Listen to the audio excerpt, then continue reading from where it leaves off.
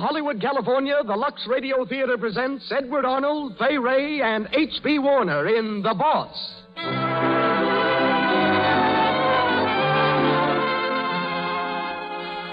Lux presents Hollywood. Our thanks to those of you who are expressing your approval of our program by regular purchases of our product, Lux Toilet Soap. You'll find you like our product as much as you like our theater, and we appreciate your loyalty, for it is your loyalty to Lux that makes this program possible. In our theater tonight are Edward Arnold, Fay Wray, and H.B. Warner, whom you'll hear in a moment in The Boss. As special guest, we bring you Dorothy Dix, nationally known advisor on love and marriage, and one of the most famous columnists in the history of journalism. Louis Silvers directs our music. The Lux Radio Theatre is personally produced by Hollywood's master showman, your host, ladies and gentlemen, Mr. Cecil B. DeMille.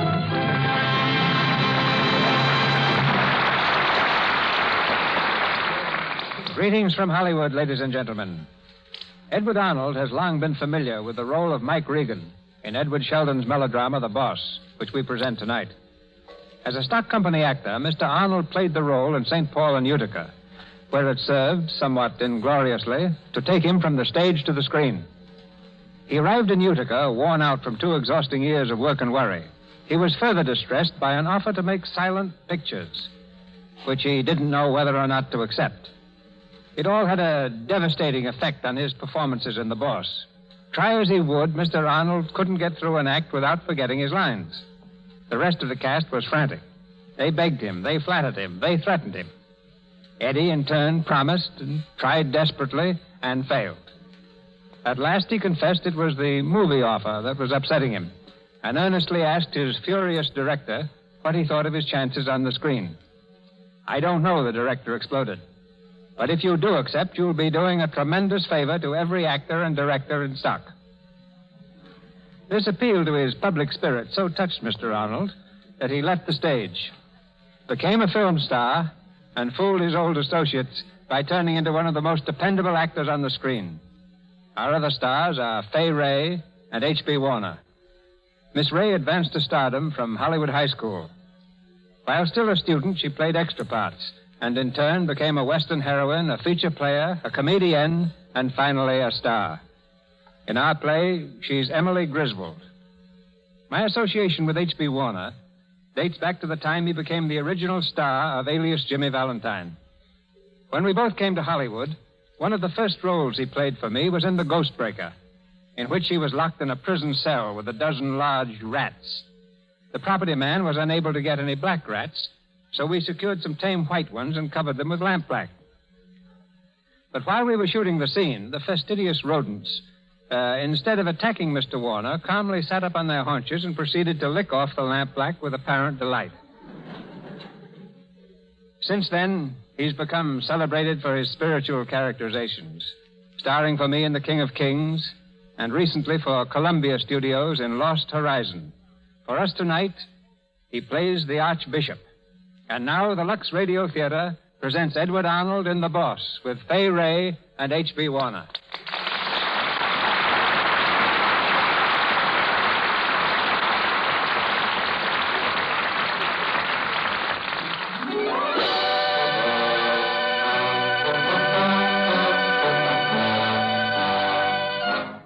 The tenement district of a Middle Western city. On a side street which comes to a dead end at the riverfront, a limousine is pulled up to the curb. In the back seat is Mike Regan, the political and financial boss of the town. And beside him, his boyhood friend, now his Grace the Archbishop. The priest leans forward, talking earnestly. And there you have it, Michael. It's not a pretty picture, is it? Now the whole district and every shanty in it is rotten to the core. I don't know how they live in them. And you see, they can't help themselves, Michael. They can't lift themselves by their bootstraps. It's up to us. Michael, when you see what conditions are like... Wait a minute, Your Grace. I don't like to interrupt, but you don't have to tell me about this district. I know, Michael. You were born here. Well, so was I. But it's a long time since you've been back. Now, what do you want me to do? Is it money? If it is, just say the word. Well, money would help, of course, but I was thinking of something else. Yeah? You're a big man in this town, Michael. Half the men in this district have jobs at your mill. I was hoping you'd, take more of a personal interest. Oh, now, Your Grace, I can't do that. That takes a lot of time. Is your time more important than the lives of 8,000 people, Michael? Well, it's my time that gives them jobs. Where'd my company be, Your Grace, if I was puttering around down here every day? I can't do it. But I'll tell you what I can do. You want me to help these people, and I will. You just tell me how much it'll take. Hey, there's a girl trying Emily Griswold. Oh, open the door, Dugan. Yes, Good morning, Your Grace. Good morning, Emily. Oh, don't get out, please. It's all right. How are you, my dear? Well, I saw you sitting in the car, and I just wanted to ask you to drop in on Mrs. Holloway, if you Is she could. bad again? About the same. There's no hurry. I'll run in and see her. Oh, this is Michael Regan. Miss Griswold. How are you? Miss How do you Griswold do? has been helping us out in Shantytown. Oh, is that so? One of our very best social workers. Well, I do what I can. It's not very much. I've just been talking to Michael about taking a personal interest in things down here. Oh, that's splendid. I'm so glad you're going to, Mr. Regan. Huh? Well, I didn't exactly say There's it. so much that can be done. If only people would understand that money alone doesn't help very much. Oh, yeah, that's right. Yes, that's just what we were saying. But, Emily, perhaps you and Mr. Regan ought to talk things over. Why, of course, anytime. I've a lot of ideas, Mr. Regan. Oh, well, that's fine. What about tonight? Oh, I couldn't tonight. Tomorrow? Well, I'm pretty busy all day. But I usually go for a ride in the park before breakfast. You mean a horseback ride? Why, yes. Well, it's a little out of my line, but I've always wanted to try it. Well, good. I'll see you then. Yeah, sure. Goodbye, Your Grace. Goodbye, Emily. Well, Michael? She's a nice girl, isn't she? Huh? Real high society, huh? You meet all kinds in social work. Yeah. Well, I'm glad you changed your mind, Michael. Yeah, You wouldn't fool me, would you, Your Grace? Oh, you won't regret it, Michael. No, I don't think I will. No.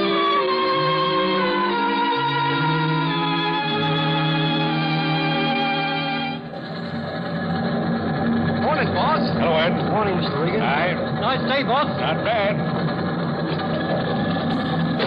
Good morning, Mr. Regan. Hello, Davis. Out riding this morning, sir? Yeah, I'm getting so I can almost stay on a horse now. Hello, Porky. Hi, boss. Waiting to see me? Yeah. All right, Davis, outside. Yes, sir. The mail's on your desk, sir. Thank you. Well, Porky. Well, he's come, just like he said he would. Oh, That young Griswold guy. all right. Did he say what he wanted? No, but I only need one guess.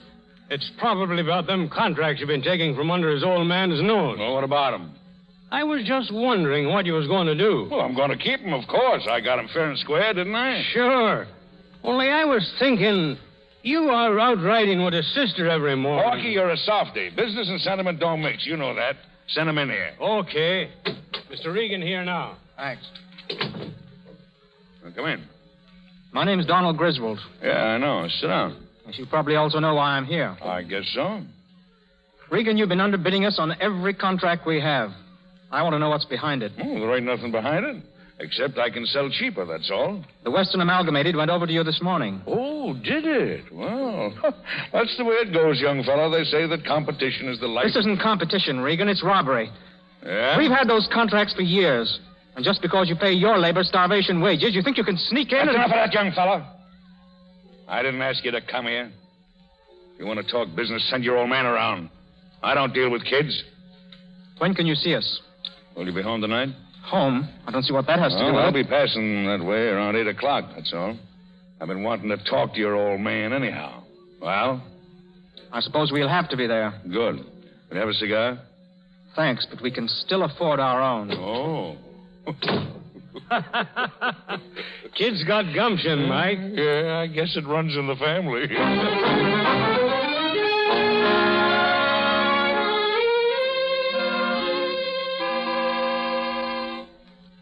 So he's coming here. He insisted on it. I know what's in his mind, Dad. He thinks because he's got us in a hole, he can use us for a stepping stone. Well, he won't. Donald, my boy, there's no use in getting excited. Regardless of what this man Regan He's a is... dirty, blackjacking swindler. Regardless of that, he has us right where he wants us, Donald. Those notes, they're due on the 1st. If we fail, I can't meet them. Those banks will go under like back. We can't take that chance, son. Yes, I know. If we only had time. If I could only get him to keep his thieving hands off the Western contracts for 1 month. That's all I'd need. Just a month. What could you do? I'd get his men out on a strike. Oh, you couldn't do that. Couldn't I? They're like a powder magazine just waiting for a match. How many of them are there? Over 3,000. And sick to death of being rounded up like steers with a gang of toughs for cowboys. You know why those people in Shantytown can't buy food for their kids? Because Regan pays the men starvation wages and then takes it away from them in rent. He owns the whole district and charges them sky-high prices for living quarters that aren't fit for animals. Are you sure of that? That he really owns that property? Yes, of course I am. Oh, he's kept it quiet, all right. He's afraid it might interfere with his social climbing. I tell you, Dad, that wait. fella... Come in. Yes, Mitchell? I beg your pardon, sir. There's a Mr. Regan to see you. Oh. Show him in, please. Yes, sir. You'll find Mr. Griswold in the library, sir. Okay, here's $1 for you. Oh, no, sir. Oh, go on, take it. I'm sorry, sir, but I can't. Okay, buddy, it's your loss. Got a snipe. Quiet, Donald. Hello, gents. How do you do, Mr. Regan? Good evening. Sorry I'm late. Pretty busy these days. Well, this is certainly a nifty layout you got here, Griswold. Real class. Sit down, Mr. Regan. I don't want to take up too much of your valuable time. Okay, let's get at it. I'll go straight to the point, Regan. I've been handling most of the grain that lands in this city for nearly 25 years. But I'm afraid I'm too conservative to fight the conditions you've created.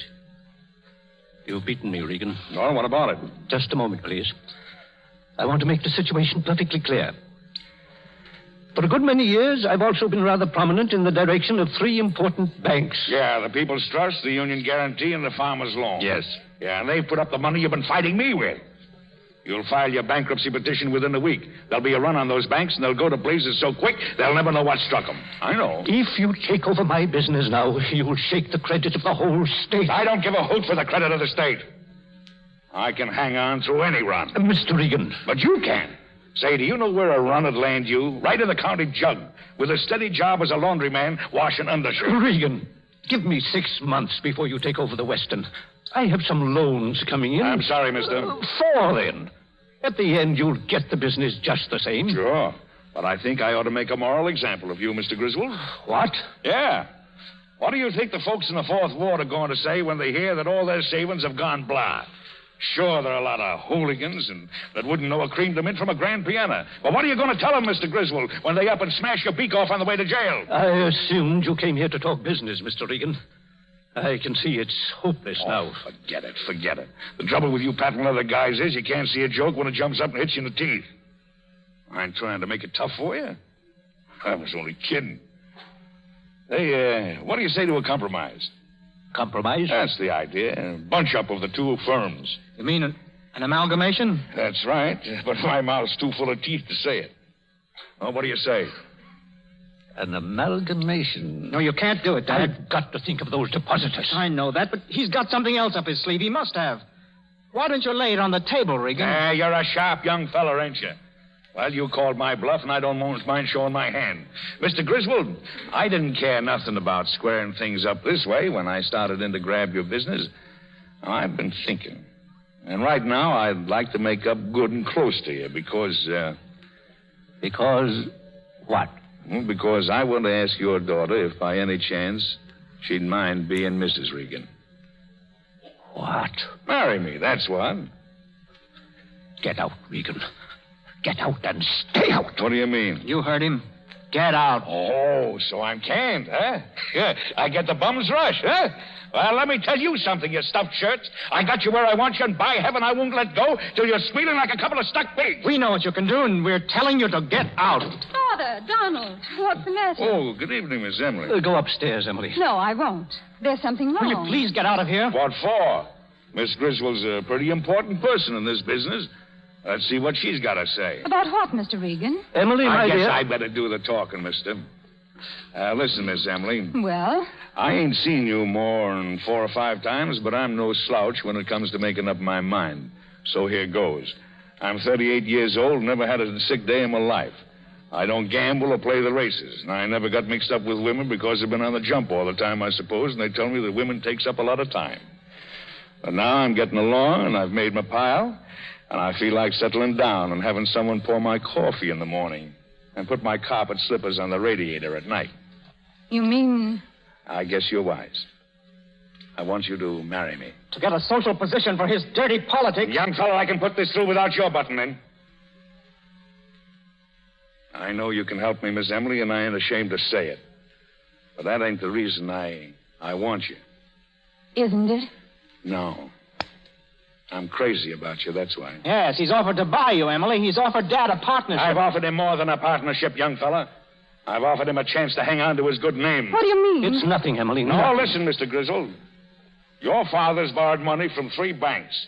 He just happens to be a director in them, that's all. When he goes bankrupt, they'll stop payment, and Mr. Griswold, the ex-game king, will hide his head in shame. Dad! What's more, those laborers of mine that you're so stuck on in Shantytown, they'll lose every bit of dough they ever managed to scrape together. Dad, is this true? Yes, Emily. But they have so little. It means everything to them. I don't suppose there's anything else you'll take, Mr. Regan. You wouldn't offer that partnership on any other basis. No, ma'am, I wouldn't. But I'll tell you what I will do. You take me up on my proposition, and I'll do better than a partnership. I'll give your father back half the contracts I took from him. On the day of our wedding, I suppose. Emily, don't be a fool. I'm not a fool, Donald. Good night, Mr. Regan. You mean you won't? I said good night, Mr. Regan. Okay. Good night.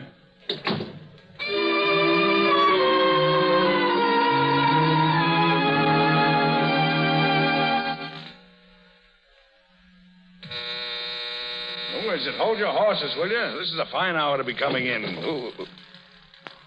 May I come in, please? I know it's rather late, but do you mind? No, of course not. Come in. Sit down, won't you? Thank you. I've come to tell you that if you still want me, I'm willing to take your proposition. You mean it? Yes. You mean your father... My father doesn't know anything about it. I see. Before we go any further, I'd like you to understand one thing. I don't care for you. I never will care for you. No? Well, that didn't seem to worry you before. Oh, no, go on. If I marry you, it's with the understanding that everything stops at the church door. Yeah, but you... Those are my conditions. I'll help you with my position. I'll do my best for you that way. But that's all. It's just an everyday bargain. If you want me, on that basis, you can have me. Well? Huh. That's a pretty sharp offer you're making me. But I'll take it just the same. On those terms? I always take what I can get, and then I always get a little more. You won't. This time. No? All right. I'll take my chances on that.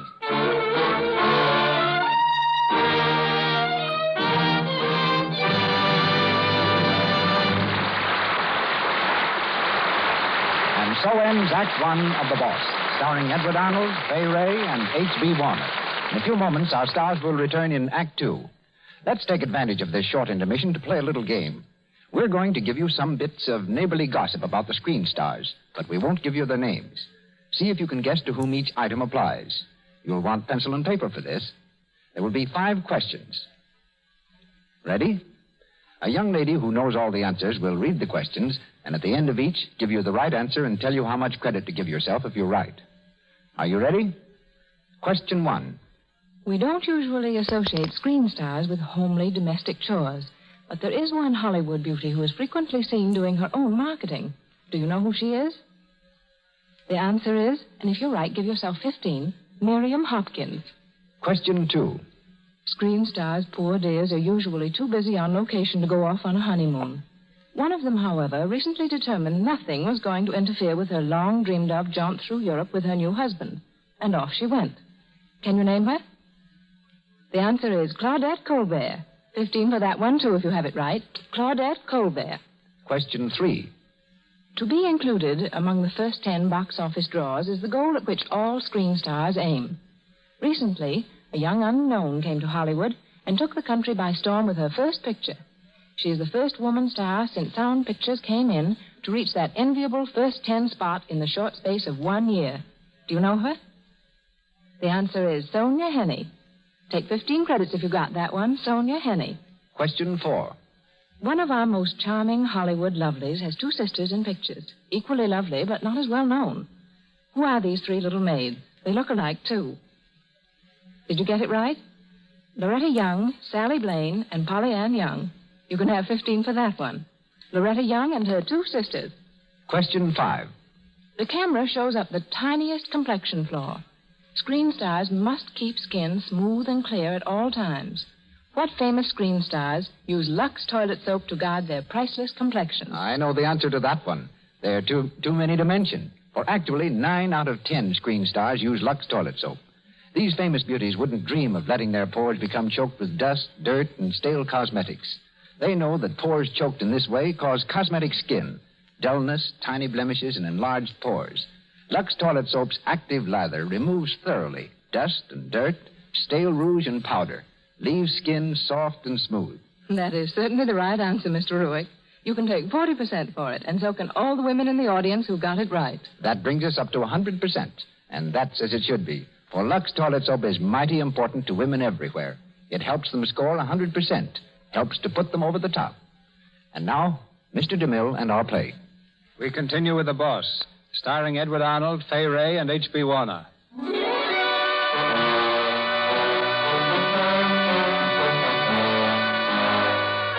Several months have passed. Donald Griswold, roused to fury by Emily's marriage, has been fighting Regan openly. Agitating among the mill workers, he's brought them to fever heat, and the word strike goes whispering through the plant.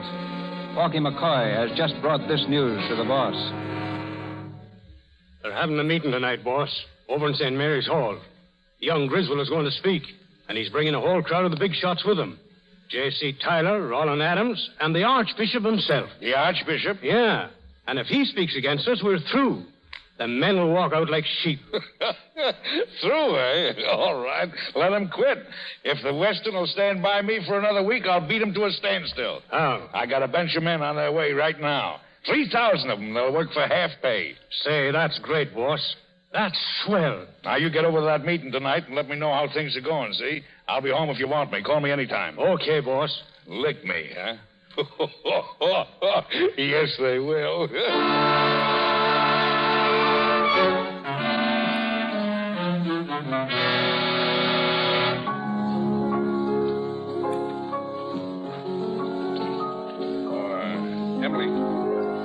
Emily.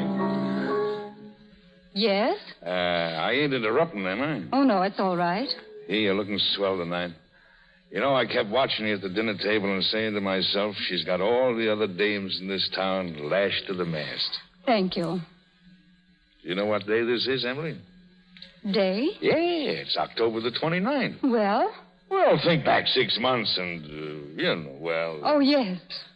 Yes, I'd forgotten. Yeah, well, I ain't. So I took the liberty of buying you a little something. Look, Emily, it's a pin. What's the matter? Don't you want it?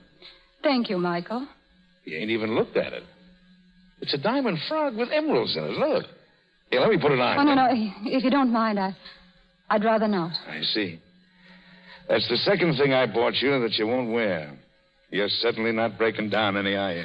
You said you'd take your chances. Oh, I'm not beefing, but I thought... Okay, Emily. I won't bother you anymore. I'm sorry, Michael, but that's the way it has to be. Mr. Regan, sir. Well? There's a call for you, sir. Will you take it in here? Yeah. Yes, sir. Hello. Yeah, Porky. What? Oh, yeah. Sure. I'll see him. Yeah, I'll see him in the office in 10 minutes. I got to go to the office. I guess you don't mind much. What's the matter? Oh, they're sending a striker over to give me their terms.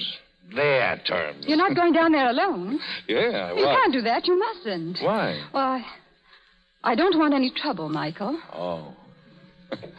You know, for a second there, I thought you was thinking about me. I'll call you later.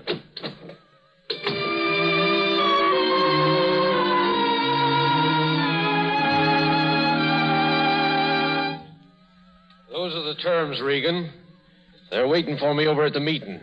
8-hour day, 2 shifts, and a 25% raise in pay. Is that all? That's all. Don't you want my watch and chain, too? We don't want nothing that ain't ours by rights. Who framed that resolution? Griswold, I suppose. I ain't saying. Well, what's it going to be? You want my answer, huh? Yeah, and if it ain't the kind we like, we'll soak you all the harder later on. Well, come on, Regan. What do you say? I don't say nothing. My right hand does all my talking, and here's your answer now. Come on, get up, you sneaking tripe. And take my answer back to Griswold. Come on, get up, do you hear? What's the matter with you? Come on, do you hear me? Come. God. Michael. Shut that door. What do you do down here? I told you. What happened? What did you do to him? Oh, they sent him over here, and I hit him. Get some water. Yeah, Quick. Yeah. Oh. Did I finish him? I don't know. Give me your handkerchief. What's that mark on his head? I didn't hit him there. He must have fallen against the desk. Oh, I hope you're proud of yourself, Michael. Oh, lay off, will you? I didn't mean to hit him that hard. I lost my head. Do you know this man? No, just that he was one of the men in the... Do you know anything about him? No. Well, I do. He was at the hospital last week when I went to see his wife. His wife? She's sick. She's dying. Dying? I didn't know that. What did he come here for? Why didn't they send someone else? Well, it's too late for that now. Yeah. Where's my wallet? What are you doing? Oh, just a couple of bills, that's all. I'll slip them in his pocket. I guess he didn't use them. I suppose you think that makes everything all right. Well, whether it does or not, it'll help, won't it? I didn't mean to hit him that hard. I lost my head. Oh, I knew this was going to happen. Michael. Listen. Michael Regan. Someone come up the steps. I gotta get this guy out of here. Michael. It's the Archbishop. The Archbishop? If he sees this, stall him for a minute. I gotta get this guy in the other office. Can you carry him alone? Yeah, sure, stall him. Michael. Come in, Your Grace. Well, Emily. I didn't expect to find you here. Where's Michael? He'll be right in. I tried to call him at home, but they said he was here. I've got to speak to him, Emily. Oh, yes, Your Grace. Well. Good evening, Father. I'm glad you're still here, Michael. Now, sit down, Your Grace. Sit down. I haven't time. I'm on my way to the strikers' meeting in St. Mary's Hall. Strikers' meeting? Oh, now, you're not going to speak against me, Father. That's just what I've got to do. But why? Young Griswold was talking to me this afternoon, and I see I've kept my mouth shut long enough. So I just stopped off on my way down for the sake of old times, Mickey, to ask you if you won't give in before it's all too late. Give in and take a licking, huh? Yeah, you were never much good at that, were you? You were always the fightingest kid in the whole Fourth Ward. I guess I was. But remember, Mickey, whenever you'd go too far, I'd rise up in the name of righteousness and beat the very stuffing out of you. Well, you was 2 years older than me. And the blame side bigger, too. Oh, Mickey. Yes, Father. I'll give it up, my son. Tell the men you'll give them what they want. They deserve it, and... Oh, it's for your sake I'm asking, Mickey. And if I don't? I'll speak at this meeting tonight. I'll tell these strikers I'm behind them. I won't rest until I've struck you to the ground, my son, and I can do it. You know I can. All right. You've got me, Father. I'll give in. You mean it? Sure. If you go straight home from here without showing yourself or speaking at the hall, I'll send them word tomorrow morning that I'm down. And by Sunday, we'll have the terms all settled. You promise? Well, sure, I promise. I hope I can trust you, Michael. You can trust me like you trust yourself. All right. I won't go near that meeting tonight. That's all I wanted to know, Father. In a week, you'll have settled it for good? Just 1 week, and I'll settle it for good and all. Your Grace, do you hear that? Do you know what he means? What are you talking about? Why don't you shut up? I won't shut up. He's lied to you, Father. What? You're crazy. He's lied to you. He hasn't the least intention of giving up 1 inch to those strikers. Don't mind her, Father. She's off the nut. He's just fighting for time. Time, that's all he wants. A week? Why, in a week, he's going to have 3,000 men here to take over the strikers' jobs. Who told you that? Regan, is this true? Oh, she's crazy, I tell you. I've had a change of heart. I feel as if every one of them strikers was my brother. Your brother? Open that door, Your Grace, and look into the next room. Shut up, The man you'll see there brought the strikers' ultimatum to this office tonight. He'll show you how my husband treats his brothers. Father, wait a second. Listen. Get out of my way. So you lied, Michael. You lied to me. It was an accident, Father. I didn't mean to hurt him. No? And you don't mean to keep your word about settling the strike? Well, we'll see about that. Wait a minute, Father. Where are you going? To St. Mary's Hall. No, Father, you can't do that. I can and I will. I'll talk to the citizens of this town as a priest has never talked to them before. Now get out of my way. Father, wait.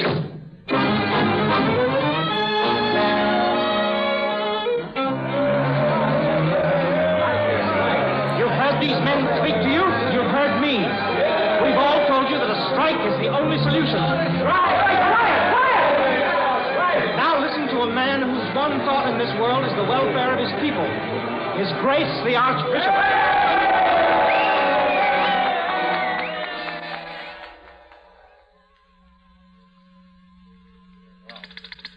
Hello, are you still there?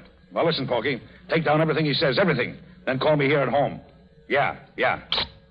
Michael, Oh, come on in. I've taken care of that man. Oh, how is he? He'll be all right. Well, then that's okay. Yes. You did a good job. Yeah? You didn't do so bad yourself. The Archbishop is down there at that meeting speaking against me now. That's pretty good, too. Turning against your own husband. Trying to soak him every way you could. Oh, that's not true. I did it for you. Yeah, and I treated you well. And I done everything I thought you wanted, big and small. And I kept out of your way as much as I could, sneaking in at the back door night after night, taking off my shoes when I went upstairs, beating it from a room whenever I heard you coming. I've tried to make living here easy for you, and it's been no cinch for a man like me. No cinch, I'll tell you. And that's the truth. And now what do I get? You lie low, waiting for the chance. When you see I'm breathing hard and scrapping with both hands, you up and stick a knife in my back. Stop it! Well, and it's so. Wait.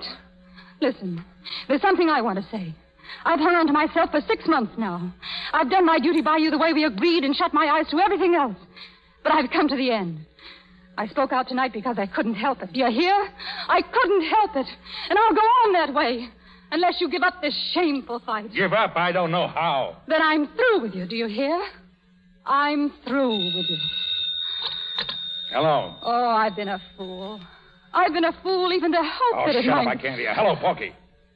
Did he speak yet? What did he say? Yeah? Yeah? Oh. I suppose they're walking out on me, huh? Leave me flat, huh? What's all that noise? Cheering. Cheering, huh? Cheering. Michael. Oh, Michael. Oh, go away. Go on. Beat it and let me alone. Come in. Telegram for Mr. Regan. Telegram. Give it to me. Give it to me. What is it? Michael, what is it? What's the matter? It's the Western. They've canceled my contracts. And they've gone back on me. Now I am finished. I'm smashed. Go on, tell me you're glad. Go on, get it off your chest. And laugh. Why don't you laugh? Go on. Don't be scared. I can't hurt you. I can't hurt nobody anymore. I'm done. I'm done. We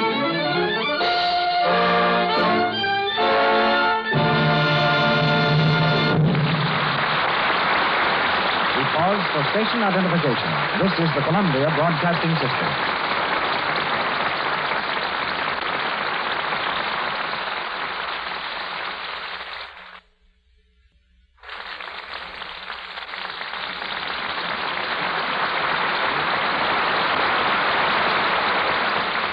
And so, ladies and gentlemen, the second act of our drama comes to its close. Our stars will be back in a moment, though, to continue this story of a mismated man and woman. Into the Lux Radio Theatre now steps a lady internationally known for her advice on matters of marriage. Her name is Dorothy Dix.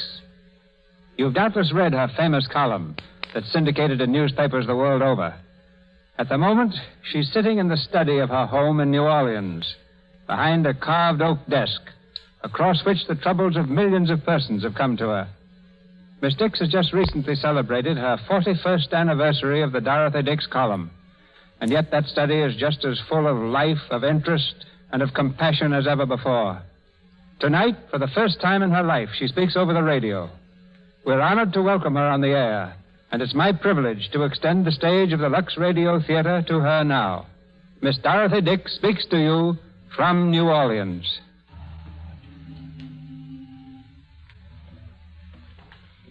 Thank you, Mr. DeMille. True, this is my first experience in speaking over the radio, and I feel that I'm a little advanced in life to undertake an active role in that very young field. Usually, I just listen, and as a listener, I've enjoyed many of your Lux plays. They're as fine in the field of entertainment as your Lux soap is in the field of beauty. Your play this evening interests me particularly. I have never heard the boss before, and I don't know how his problem is going to work out. However, I've known many Michaels and Emiles, though their problems have varied in 1,000 ways from the one we find in this particular drama. Although it is not possible to cover uncongenial marriage with one blanket of advice, I do want to say something about husbands and wives who find themselves at odds with each other, all their dreams of happiness shattered, and who are tempted to call marriage a failure and throw up their hands and quit cold. I contend that this is nearly always a mistake, and that there are very few marriages, even if they've gone on the rocks, that cannot be salvaged. How would you do this? Of course, there is no foolproof recipe for making a marriage a success, but there are a lot of things you can do that will help to keep one a going concern. And my first suggestion is not to be in too great a hurry to buy a ticket to Reno. Give your marriage a chance to jail. Don't call it off before you've made an honest try of it. It takes a lot of time for any business to get on its feet and for partners to learn to adjust themselves to each other. Many a business that tottered on the verge of bankruptcy has, in the end, made millions for those who had the grit to stick to it and see it through. And many a marriage that gets off to a bad start finishes in a glorious burst of happiness. My second suggestion is treat your husband or wife as you would like to be treated. If you crave affection, be a great lover yourself. If you hunger for appreciation, never forget to show it. My third suggestion is look for the virtues of the one to whom you are married and shut your eyes to his or her faults. There is a lot of self-hypnotism in love, and we can find in our mates what we want to find if we try hard enough. Don't forget that an ounce of tact will go farther than a ton of arguments and reproaches.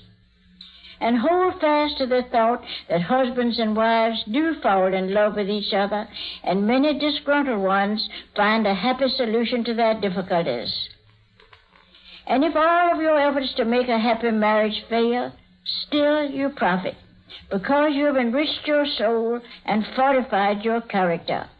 You have not cheated yourself out of all that is good and strong and rich in life by turning quitter. These thoughts I leave with you.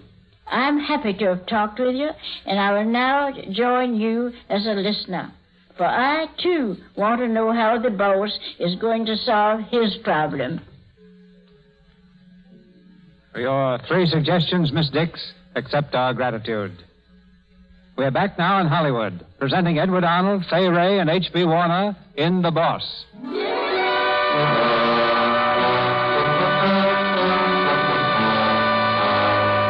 It's early the following morning, and Mike Regan has rallied himself for a last desperate effort. He and Porky McCoy are in a car, touring slowly through the town, on the lookout for fresh activities of the strikers. You oughtn't to be here, boss.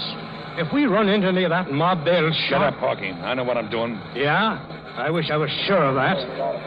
Hey, look. Stop the car. There they are, boss. The whole mob of them. They're heading for the plants. That's Griswold with them, ain't it? Looks like him. He's taking them there for a meeting. You're trying to bust me on the home grounds, eh? Let me out, boss. I'll round up a couple of the old gang and we'll... No rough stuff. Okay, boss. But we ought to know what they're going to do. They might start... All right, take it easy. I'll be at the house if you want me. Okay, boss. I'll call you up the first thing. Right.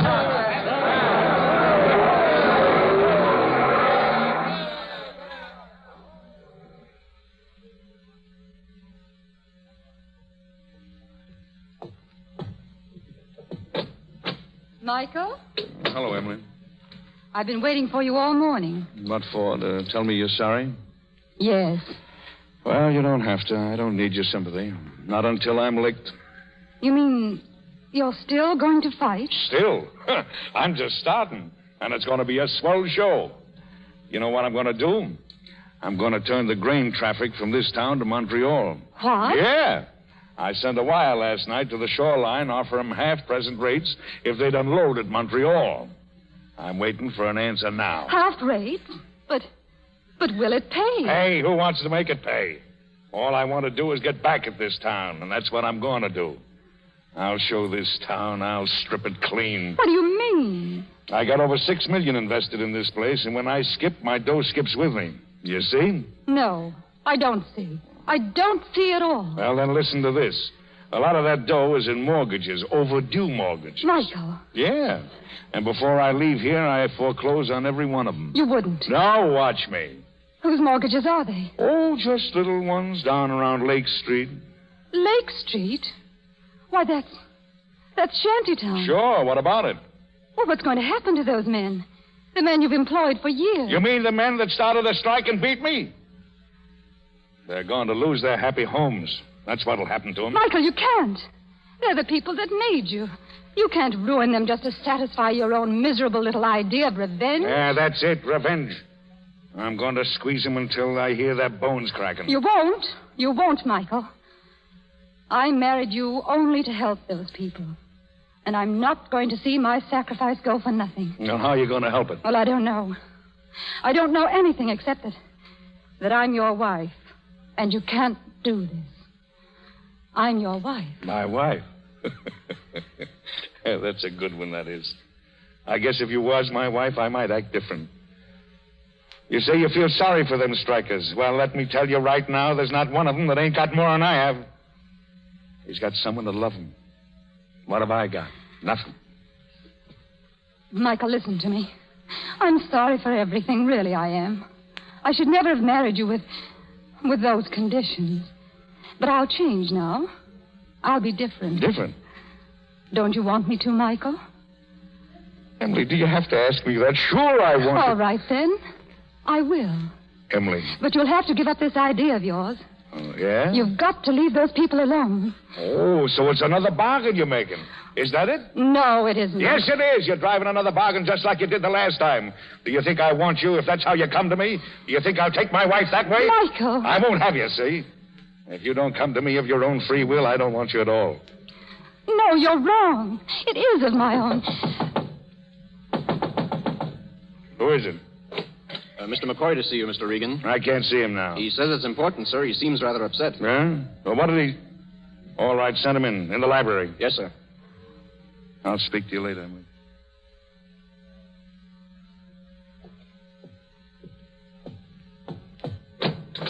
Boss.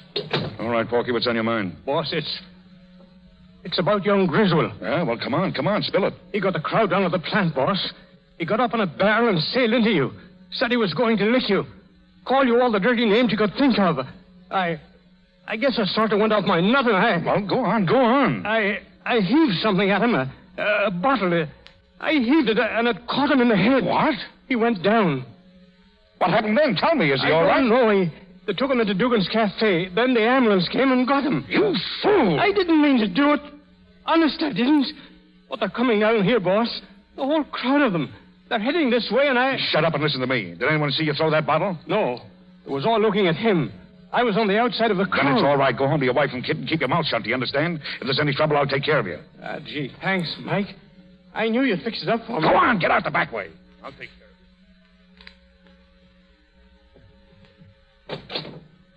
Oh, Emily, I want to talk to you. Michael, what's the matter? What do you mean? Look out of the window. That crowd of strikers. What do they want? Well, it's all right. Just take it easy. They found out about the mortgage. No, it's nothing like that. Sit down, and I'll tell you about it. What is it? Tell me. Well, it's about your brother. What's happened to him? Well, he went down to the plant to talk to the men. Well? And he was saying some rotten stuff about me, and they began firing things. Porky says it was a bottle that caught him in the head. They got him in the hospital as quick as they could. Oh, you did it. You told them to do it. Emily, you don't believe that? You don't believe I done a thing like that? No, you don't. You can't. Don, Oh, I never knew a thing about it till Porky told me. I wouldn't have had it happen for anything. Oh, Emily, listen to me. I got the whole town lined up against me. I'm all alone. But if you will believe me, Emily, I don't care. And I will be different, too, from now on. I'll be as different as I know how. I'll throw up the Montreal deal. I won't foreclose any mortgages. I'll do anything you want me to if you'll only believe me. Emily. Don't touch me. Emily. Don't come near me. Oh, you don't think I done it. You don't. You did it. I know you did it. Oh, but just a moment. Get out of the way. Mr. Regan? Yeah. I'm Inspector Kennedy from police headquarters. I've got a warrant here for your arrest. You'll have to come along, Regan. Well, can you wait a minute, please? Just a minute. Emily. Emily, listen to me. I didn't do it, so help me God, I didn't. Emily. All right, Inspector. I'm ready now.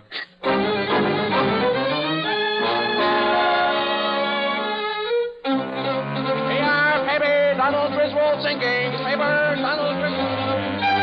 All the body, Regan held for question.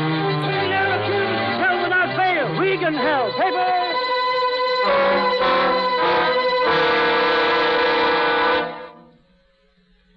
Michael, why didn't you tell them the truth?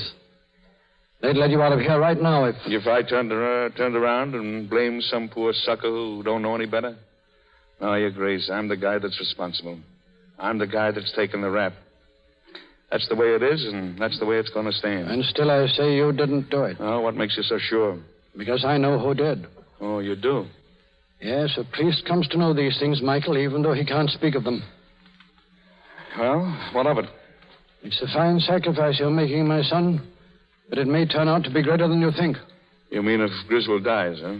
Yes, Michael. Yeah, I know. They'll hang me high in the kite. So, what? Porky's got a wife, he's got a kid, he's got everything to lose. And you? Me? I never had anything to begin with. Michael, if you won't help yourself, there's nothing I can do for you. That's right. I don't want any help. I don't want anything, Father. Very well, my son. Oh, Father, wait. There is just one thing. Yes? I'd like to see Emily again. Would you ask her to come? I don't guess she'll do it, but I'd like to see her just once. Very well.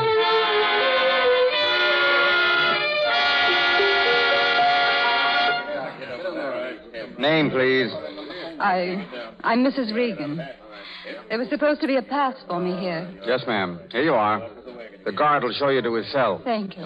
Any chance yet, officer? You'll have to wait, McCoy. McCoy. Oh, hello, Mrs. Regan.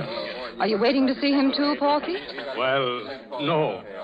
No, ma'am, I ain't. This way, Mrs. Regan. Thank you.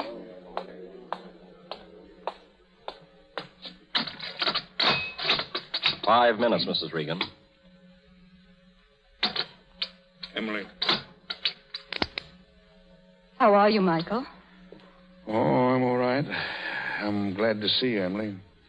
Did the Archbishop tell you... I haven't seen the Archbishop. Huh? No, I've been at the hospital since yesterday. Oh. Well, I wanted to see you, Emily. It's about those mortgages. Yes? I thought I'd deed them over to you if you didn't mind. Deed them over to me? But I thought you were going to foreclose. I changed my mind. Why? Oh, I don't know. When you're up against it the way I am now, you sort of feel like squaring everything up.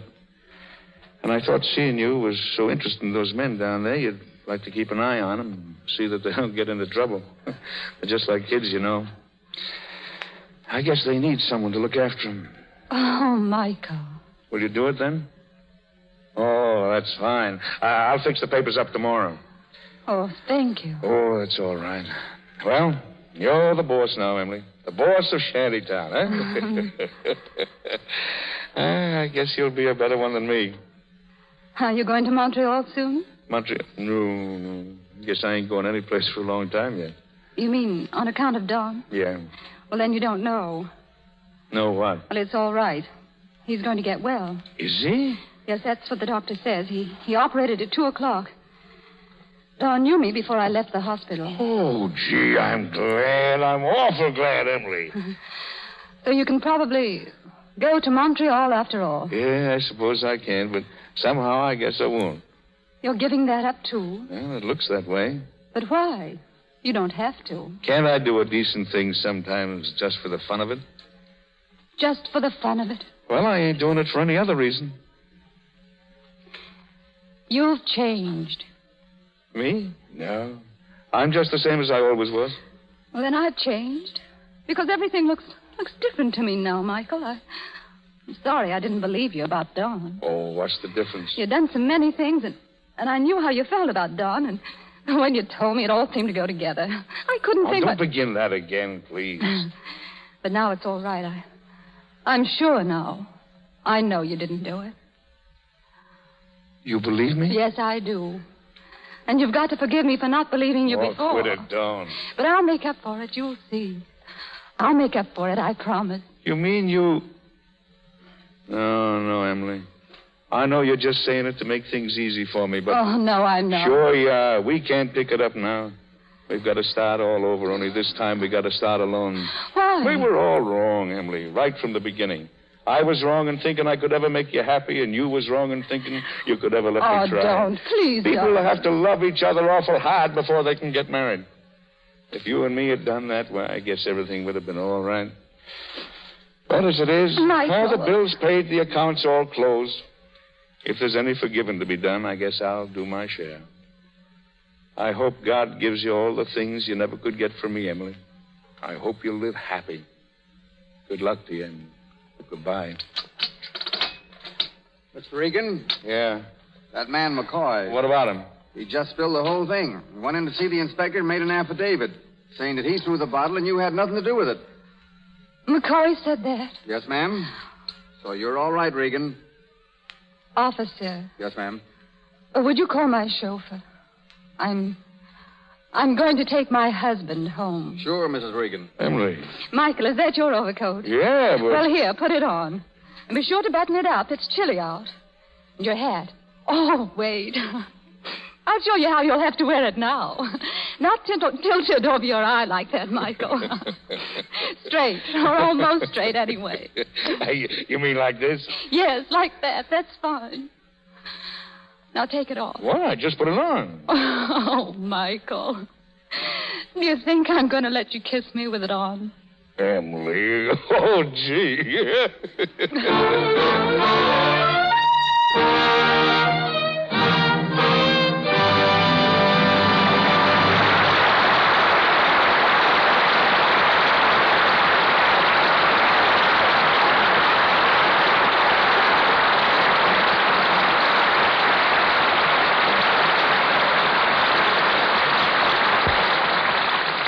And that, ladies and gentlemen, concludes our presentation of The Boss and paves the way for a personal meeting with Edward Arnold and Fay Wray. Many thanks, Mr. DeMille.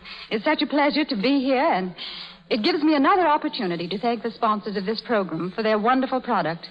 Here in Hollywood, where a girl has to be most careful about her complexion, Lux Soap is indeed a friend. I know I wouldn't think of using anything else. You know, that's very kind of you, Fay, and I thank you. I've heard you're something of a poet, and I believe our audience would like to hear one of your efforts. Well, I'm not so sure you should be so sure. You know, my career as an amateur poet began and ended when I was 14. While other kids were playing cops and robbers, I was writing poems. But after I saw one published, well, let's talk about Eddie. You know, I'm worried about you, Eddie. Haven't you been well? Yeah, I'm fine. I'm marvelous. Why? Well, you seem a little thinner than the last time you were here. Yes. Oh, that. Are you reducing for a new picture? No, it's not that. Well, but you certainly are thinner. Well, if you must know, it's because my wife is away. Yeah. She's in New York doing some concert singing, and until she returns, well, I'm doing the cooking. I've always understood that you're an excellent cook. They tell me your sour braten and potato dumplings are a symphony in calories. It's really nothing but a hobby to me, cooking. Just like Fay here writes poetry. Oh. Of course, anybody can write poetry. But sour braten and potato dumplings, Well, now, if your old sour braten is so good, what's the recipe? I bet you don't even know how to cook it. Oh, yeah? I'll not only tell you how, but what's more, just to prove how easy it is to write poetry, I'll do it in rhyme. I dare you. All right, here it goes. Now, the title of this poem is Sauerbraten. I tossed it off one day after eating some of my own sauerbraten, so blame it on the cooking if you want to. Of all the things that man has begotten, what is more grand than sauerbraten? Especially when you serve it in those dumplings made of potatoes. I'm sure my teeth have never sodden a tastier dish than sauerbraten. So it tastes like food and not like water. Soak the meat in a bucket of water, and just to be sure it's especially nice, add a cupful of vinegar and a thimbleful of spice. The reason why it is sometimes tough is because many people don't soak it enough. Let it soak for 3 days or 4 at the most. Then cook in the oven like you cook a pot roast. Now for the dumplings made of spuds, in order that you won't be duds. And for the best results from a boiled potato, boil them first and peel them later. After they've cooled, they'll look much nicer if you slice them through a potato slicer. Then drop them into a batter consisting of pepper and salt and flour and mixing. It's not essential, but if you like to putter, slip in some croutons fried in butter. Back to the pot, the whole thing goes. Batter, croutons, potatoes. There to boil, bubble, bubble, bubble. Potato dumplings are an awful lot of trouble. But what tastes better if you've cooked them right? There's nothing more tender and nothing more light. You can have your squab. You can have your mutton. Please pass those dumplings and sauerbraten. By Edward Arnold, the end. And now you know why I don't write poetry. Good night, C.B. Good night. Good night, poets. A very important announcement about next week's play and stars comes from Mr. DeMille shortly. Heard in tonight's drama were Howard Phillips as Donald Griswold, Frank Shannon as Porky McCoy, Wright Kramer as Mr. Griswold, Eric Wilton as Mitchell, Earl Gunn as Scanlon, Lou Merrill as the inspector, Frank Nelson as Davis, David Kerman as Dave, Sidney Newman as Gates, Eddie Kane as an officer, and Ross Forrester as a newsboy. Mr. Arnold appeared through courtesy of B.P. Schulberg and Louis Silvers' 20th Century Fox, where he directed music for the new film Sally, Irene, and Mary.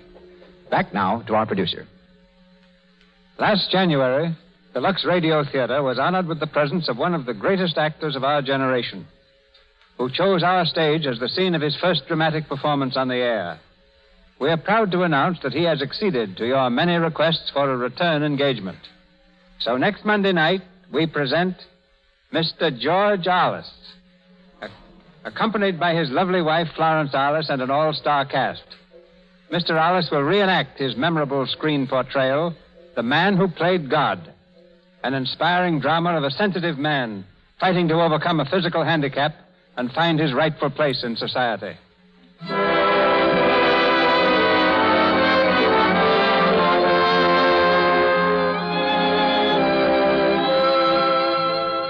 Our sponsors, the makers of Lux Toilet Soap, join me in inviting you to be with us again next Monday night when the Lux Radio Theatre presents George Alice in The Man Who Played God with Florence Alice. This is Cecil B. DeMille saying good night to you from Hollywood.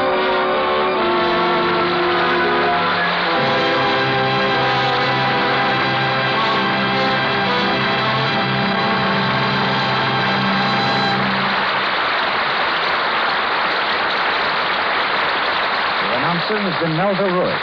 This is the Columbia Broadcasting System.